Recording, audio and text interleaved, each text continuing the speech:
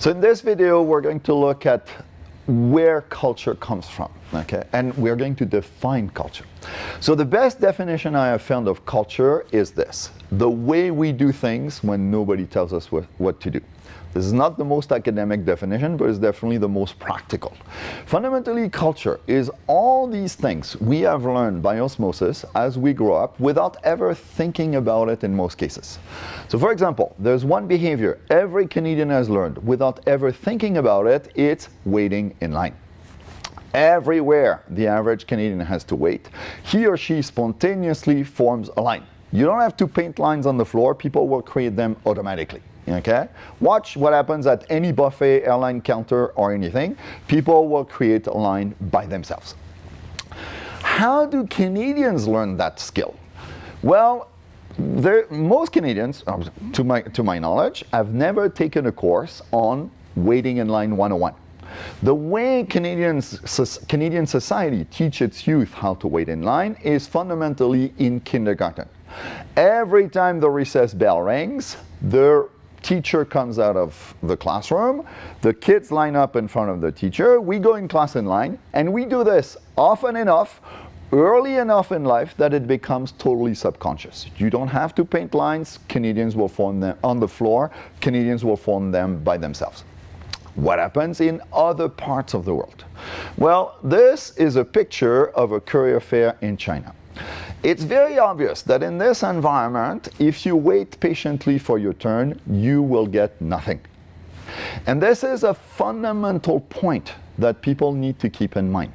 Again, the environment in which we have grown up has a huge impact on the way we behave and respond in a wide range of situations. See, in Canada, we're blessed. We have more resources than people. In China and in many other countries where immigrants come from, there are more people than resources. So what happens? Well, if you grow up in China or in India or in Africa or many other parts of the world, you have experienced half the time you get to the front of the line, there's nothing left. And so if that happens to you often enough, the behavior you're going to develop is, I'm going to push. I am going to try to get to the front of the line in order to make sure I get what I'm looking for. So the trouble is when people move from one country to another, these behaviors don't disappear automatically just because you've crossed the border. So when people come to Canada, they don't suddenly start waiting in line, even if they're in their home country. If in their home country, that was not the case.